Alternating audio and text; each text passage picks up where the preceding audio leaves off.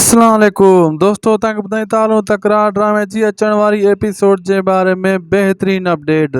दोस्तों, तकरार ड्रामे जी जेका नेक्स्ट एपिसोड हाणे ईंदी उहा ॾाढी इंट्रस्टिंग ऐं ज़बरदस्त ऐं सनसनीखेज़ थी चुकी आहे।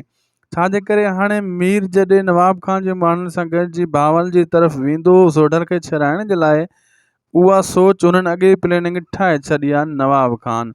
लेकिन सिजावल खान मीर के सॼी खोले ॻाल्हि ॿुधाए छॾी।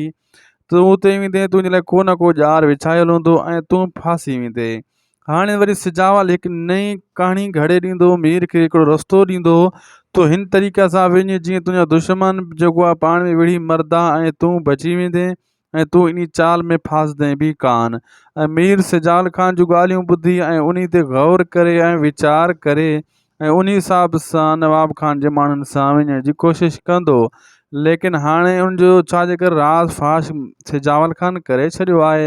नवाब खान जो त इहो ई राज़ आहे त भावल खे मारे, मीर खे मारे जान छॾायो ऐं सोढर खे बि मारे छॾियो।